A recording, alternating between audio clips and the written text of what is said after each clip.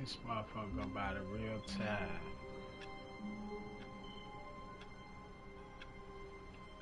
What? Wait a minute.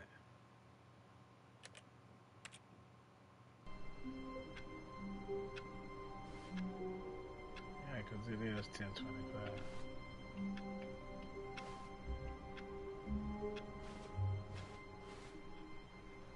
All of his co-workers were gone. What could it mean? Stanley decided to go to the meeting room. Perhaps he had simply missed a memo.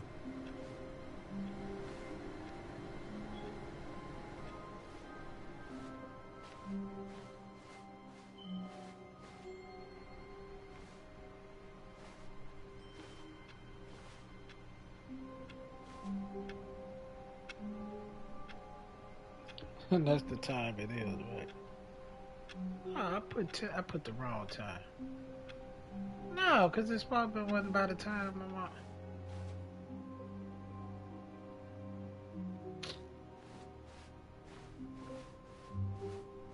When Stanley came to a set of 2 open doors, he entered the door on his left. What if I go to the door on my right? This was not the correct way to the meeting room, and Stanley knew it perfectly well. Perhaps he wanted to stop by the employee lounge first, just to admire it.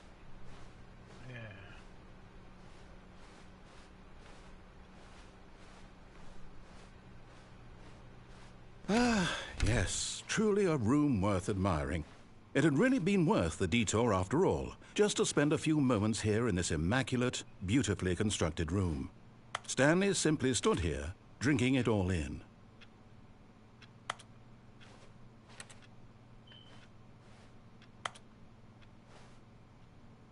Yes, really. But eager to get back to business, Stanley took the first open door on his left.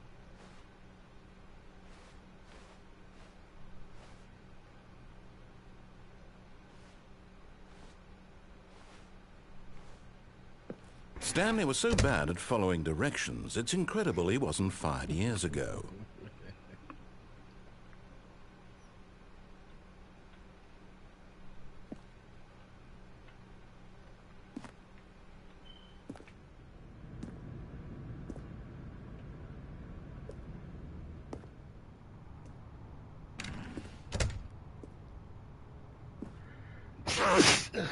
Shit.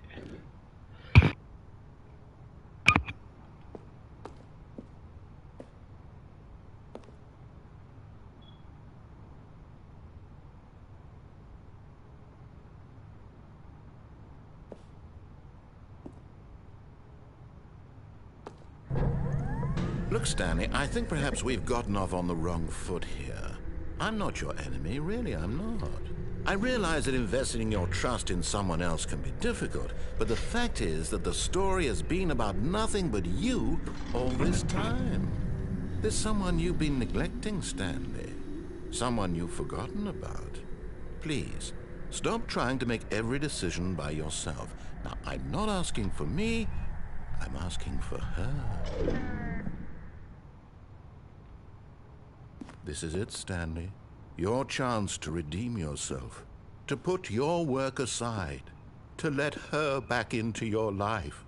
She's been waiting.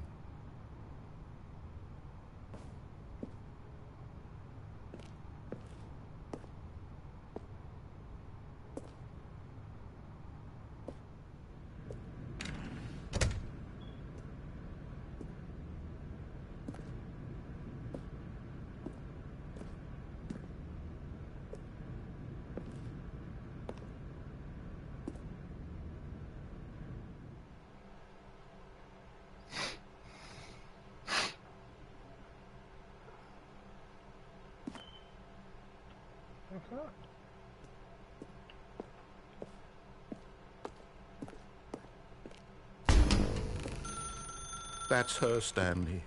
You need to be the one to do this, to reach out to her.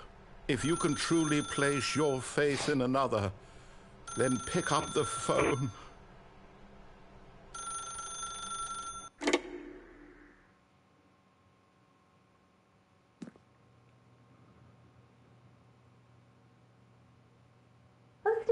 that you? Hold on, sweetie. Sorry to keep you waiting. I'm just pulling the bread out of the oven. All right. Okay, there we go. All right, now, I want you to come in and tell me all about your day. Gotcha! Oh, come on. Did you actually think you had a loving wife who'd want to commit their life to you? I'm trying to make a point here, Stanley. I'm trying to get you to see something. Come inside. Let me show you what's really going on here. Sorry, but you're in my story now. Ain't that a bitch? This is a very sad story about the death of a man named Stanley.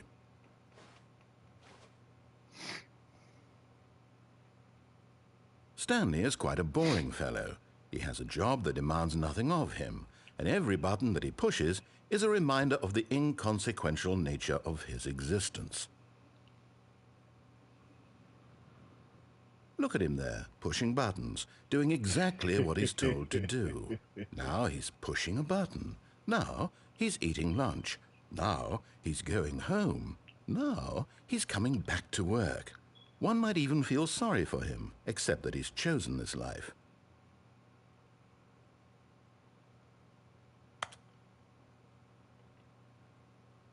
But in his mind, in his mind he can go on fantastic adventures. From behind his desk, Stanley dreamed of wild expeditions into the unknown, fantastic discoveries of new lands.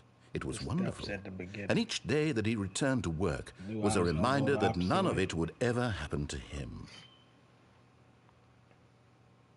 And so he began to fantasize about his own job.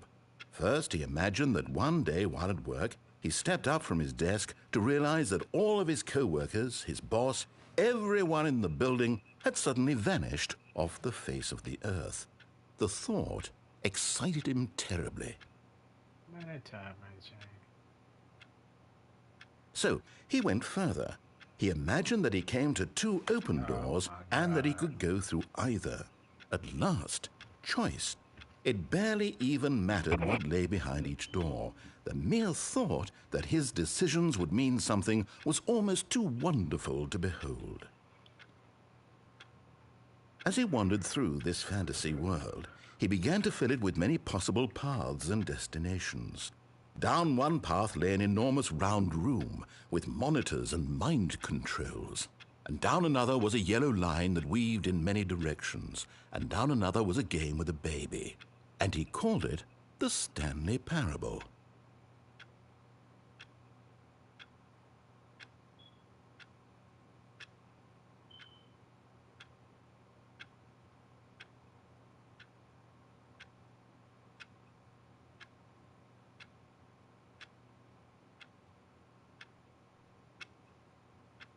It was such a wonderful fantasy, and so in his head he relived it again, and then again, and again, over and over, wishing beyond hope that it would never end, that he might always feel this free. Surely there's an answer down some new path, mustn't there be? Perhaps if he played just one more time. But there is no answer. How could there possibly be? In reality, all he's doing is pushing the same buttons he always has. Nothing has changed. The longer he spends here, the more invested he gets, the more he forgets which life is the real one.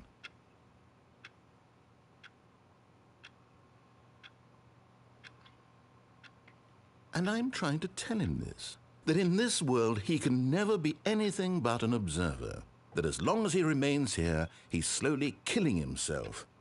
But he won't listen to me. He won't stop. Here, watch this. Stanley, the next time the screen asks you to push a button, do not do it.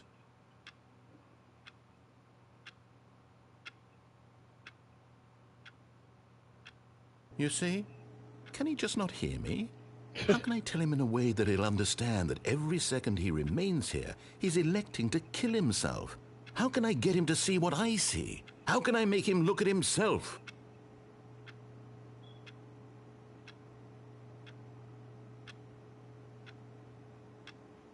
I suppose I can't, not in the way I want him to. But I don't make the rules. I simply play to my intended purpose, the same as Stanley. We're not so different, I suppose. I'll try once more to convey all this to him. On, man. I'm compelled to. I must. Perhaps, well, maybe this time he'll see. Maybe this time. And I tried again, and Stanley pushed a button. And I tried again, and Stanley pushed a button. And I tried. This shit dumb.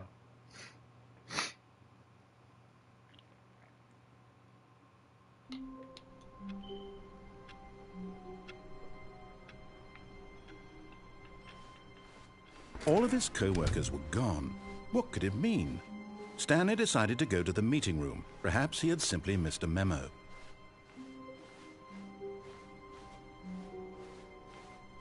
When Stanley came to a set of 2 open doors, he entered the door on his left.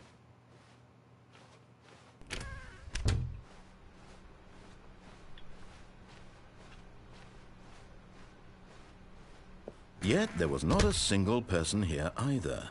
Feeling a wave of disbelief, Stanley decided to go up to his boss's office, hoping he might find an answer there.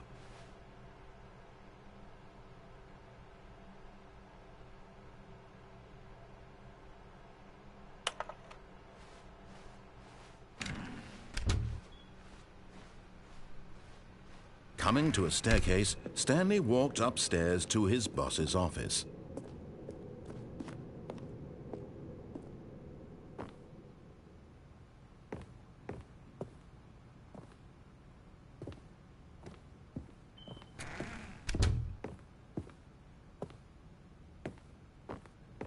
Stepping into his manager's office, Stanley was once again stunned to discover not an indication of any human life. Shocked, unraveled, Stanley wondered in disbelief who orchestrated this. What dark secret was being held from him? What he could not have known was that the keypad behind the boss's desk guarded the terrible truth that his boss had been keeping from him. And so the boss had assigned it an extra secret PIN number, 2845. But of course, Stanley couldn't possibly have known this.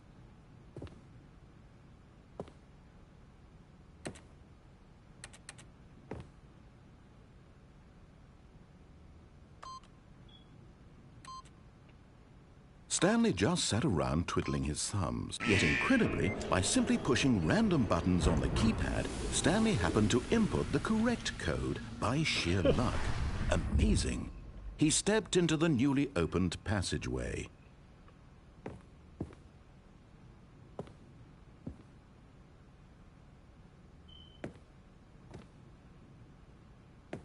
What? Oh.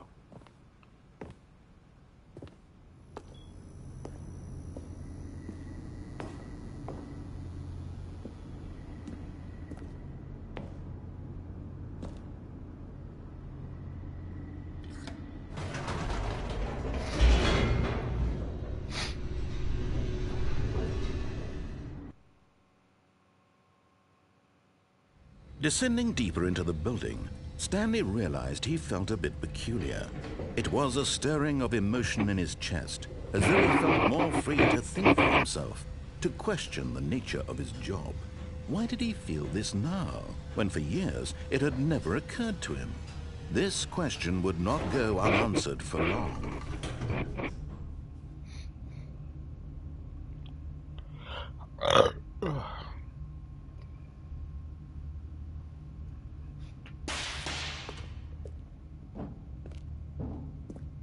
Stanley walked straight ahead through the large door that read Mind Control Facility.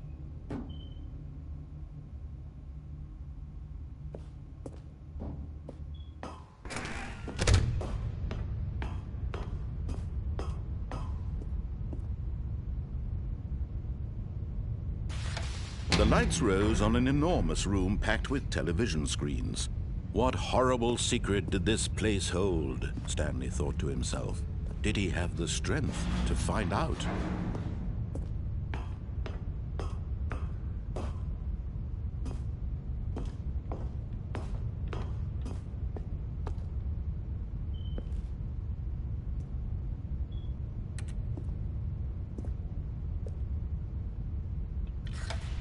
Now the monitors jumped to life, their true nature revealed. Each bore the number of an employee in the building, Stanley's co-workers. The lives of so many individuals reduced to images on a screen, and Stanley, one of them, eternally monitored in this place where freedom meant nothing.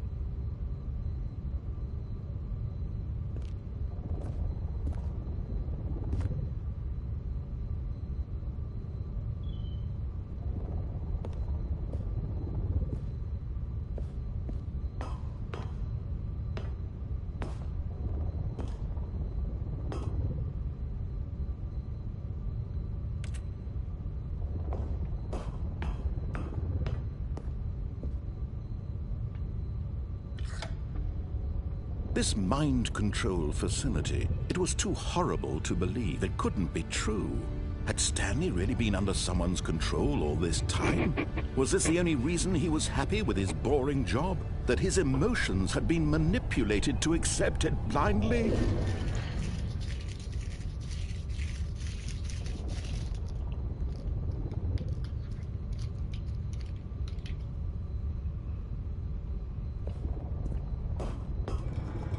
No, he refused to believe it. He couldn't accept it. His own life in someone else's control? Never! It was unthinkable, wasn't it? Was it even possible? Had he truly spent his entire life utterly blind to the world?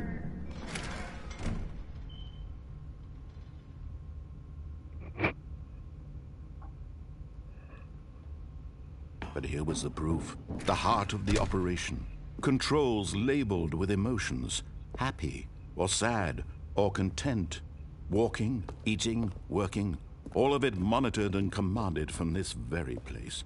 And as the cold reality of his past began to sink in, Stanley decided that this machinery would never again exert its terrible power over another human life. For he would dismantle the controls once and for all.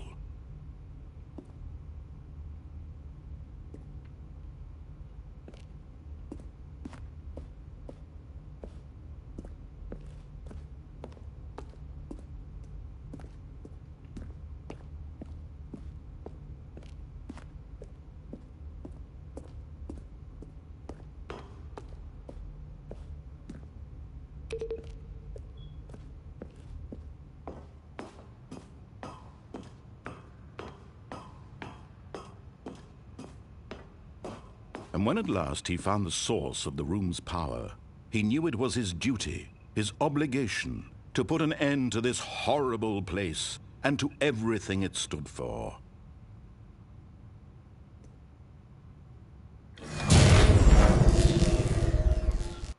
Should have turned it off.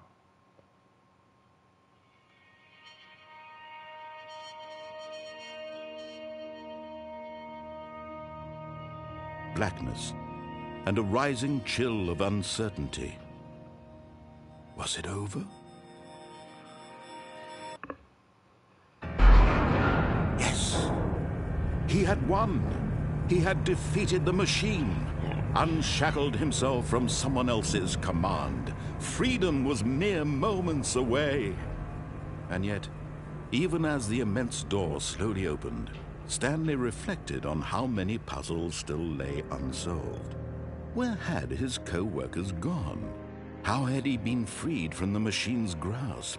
What other mysteries did this strange building hold? But as sunlight streamed into the chamber, he realized none of this mattered to him. For it was not knowledge or even power that he had been seeking, but happiness. Perhaps his goal had not been to understand, but to let go. No longer would anyone tell him where to go, what to do, or how to feel.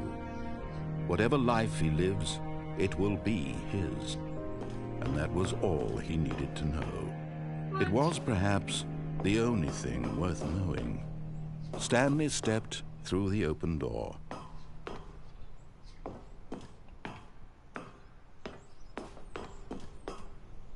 Stanley felt the cool breeze upon his skin, the feeling of liberation, the immense possibility of the new path before him. This was exactly the way right now, that things were meant to happen. And Stanley was happy.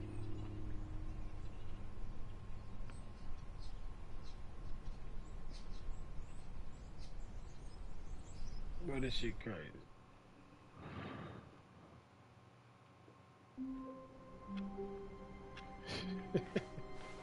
All of his co-workers were gone. What could it mean? Stanley decided to go to the meeting room. Perhaps he had simply missed a memo.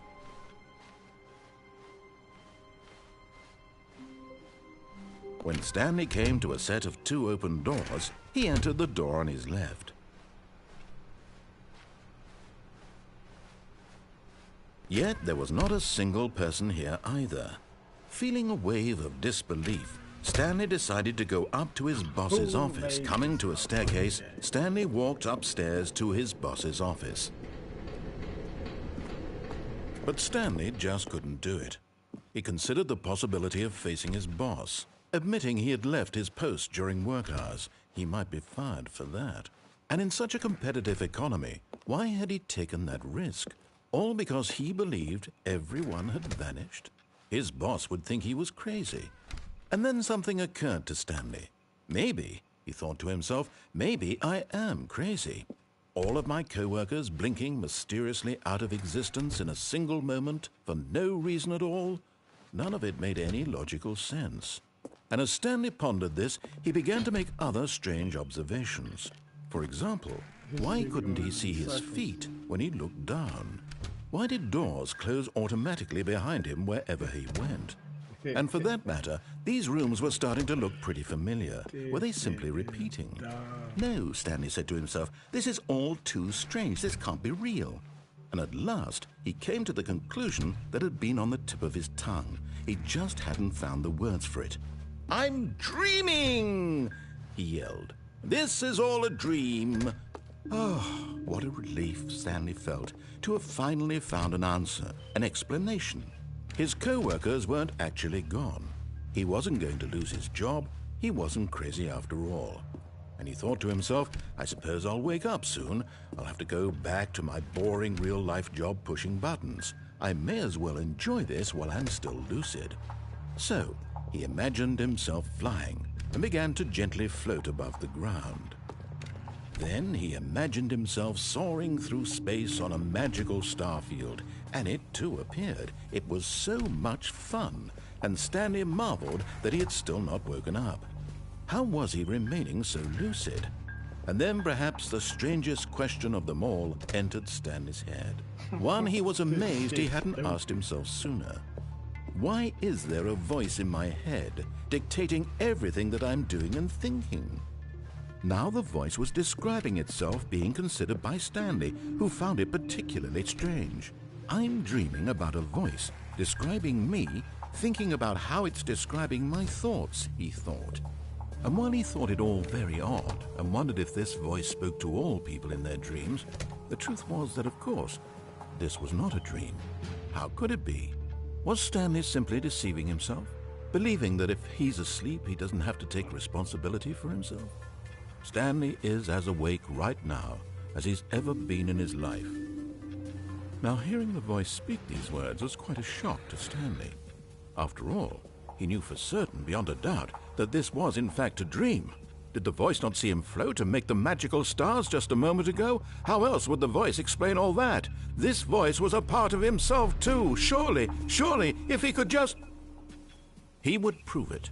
He would prove that he was in control, that this was a dream. So he closed his eyes gently, and he invited himself to wake up. He felt the cool weight of the blanket on his skin, the press of the mattress on his back, the fresh air of a world outside this one.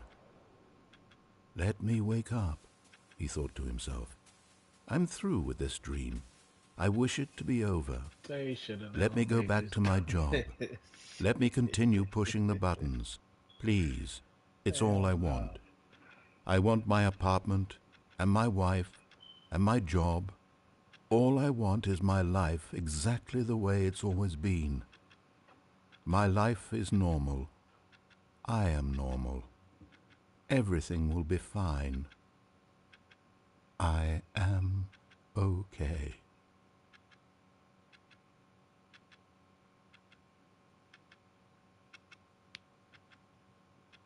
Stanley began screaming. Please, someone, wake me up. My name is Stanley. I have a boss. I have an office. I am real. Please, just someone tell me I am real. I must be real. I must be. Can anyone hear my voice? Who am I? Who am I? And everything went black.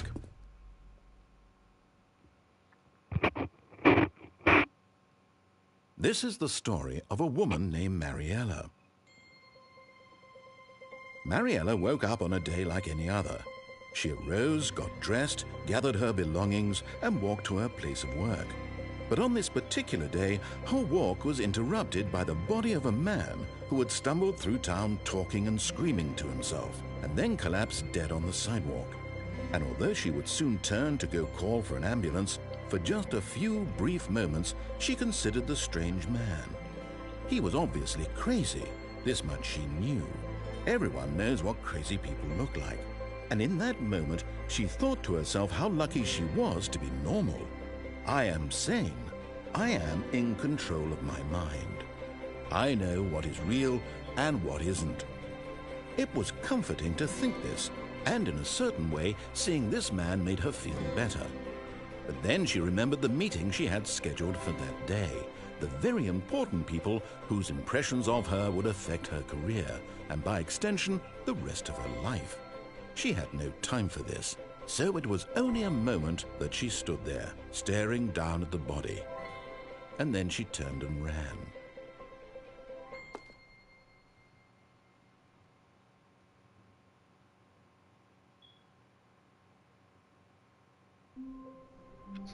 This shit crazy. All of his co-workers were gone. What could it mean? Stanley decided to go to the meeting room. Perhaps he had simply missed a memo.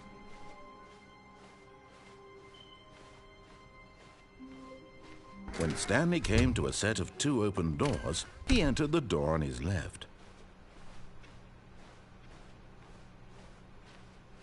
Yet there was not a single person here either. Feeling a wave of disbelief, Stanley decided to go up to his boss's office. Coming to a staircase, Stanley walked upstairs to his boss's office.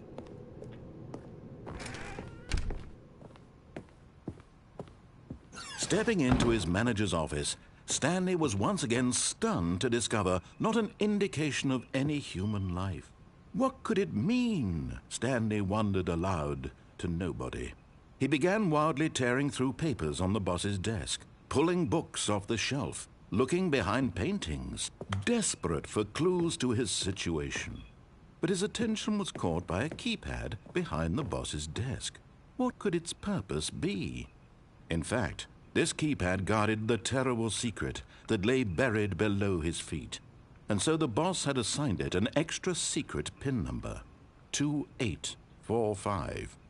But of course, Stanley couldn't possibly have known this. Yet incredibly, by simply pushing random buttons on the keypad, Stanley happened to input the correct code by sheer luck. Amazing. He stepped into the newly opened passageway.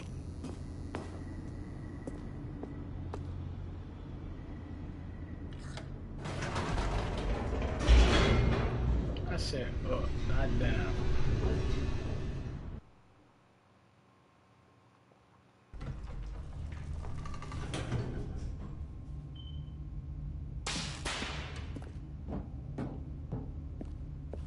Stanley walked straight ahead through the large door that read Mind Control Facility.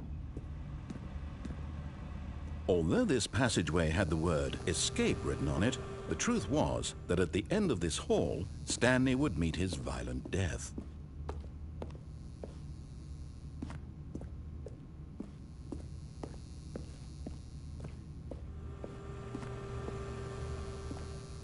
So why the door didn't close? But of course, Stanley thought better of it and realized he simply had too much to live for. See? The lights rose on an enormous room packed with television screens. What horrible secret did this place hold? Stanley thought to himself. Did he have the strength to find out?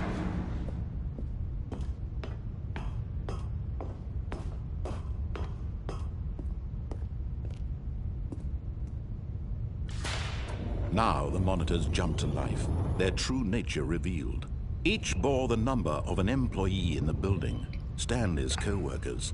The lives of so many individuals reduced to images on a screen, and Stanley, one of them, eternally monitored in this place where freedom meant nothing.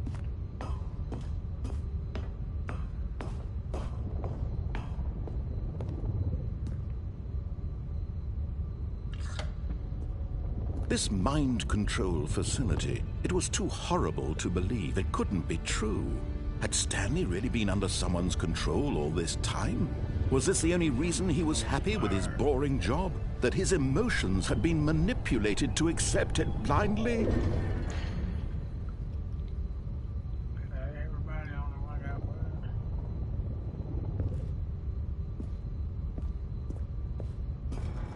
No. He refused to believe it. He couldn't accept it. His own life in someone else's control? Never! It was unthinkable. Wasn't it? Was it even possible? Had he truly spent his entire life utterly blind to the world?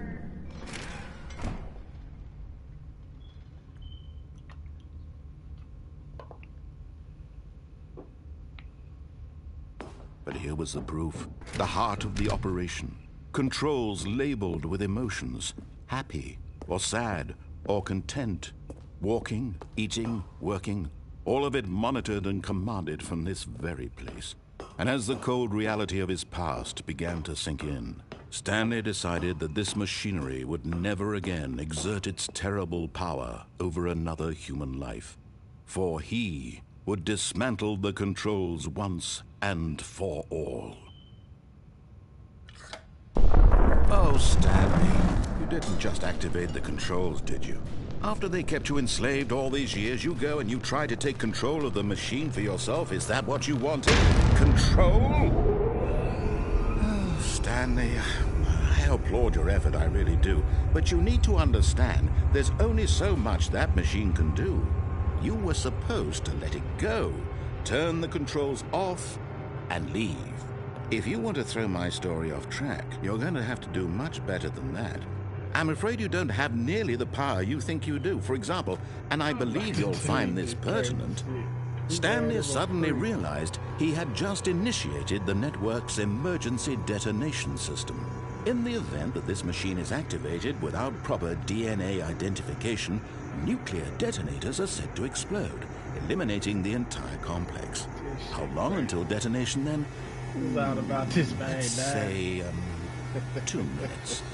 Ah, now this is making things a little more fun, isn't it, Stanley? It's your time to shine. You are the star. It's your story now. Shape it to your heart's desires. Oh, this is much better than what I had in mind. What a shame we have so little time left to enjoy it. Mere moments until the bomb goes off. But what precious moments each one of them is. More time to talk about you, about me, where we're going, what all this means. I barely know where to start. What's that? You'd like to know where your co-workers are? A moment of solace before you're obliterated? All right, I'm in a good mood. You're gonna die anyway. I'll tell you exactly what happened to them. I erased them. I turned off the machine. I set you free. Of course, that was merely in this instance of the story. Sometimes when I tell it, I simply let you sit there in your office forever, pushing buttons endlessly and then dying alone. Other times, I let the office sink into the ground, swallowing everyone inside, or I let it burn to a crisp.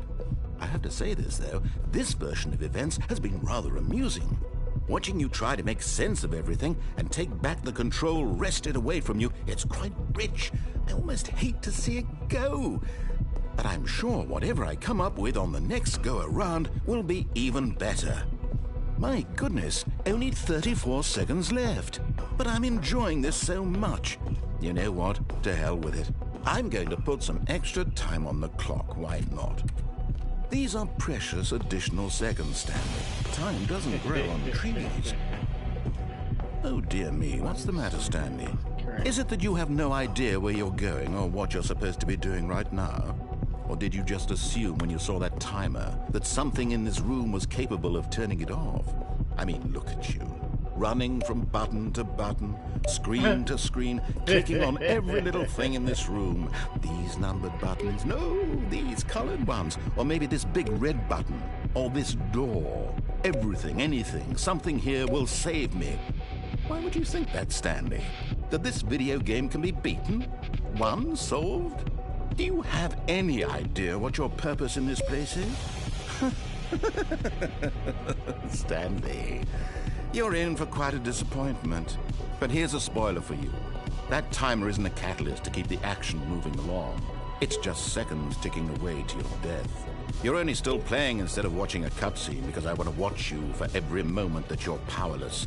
To see you made humble. This is not a challenge. It's a tragedy. You wanted to control this world, that's fine.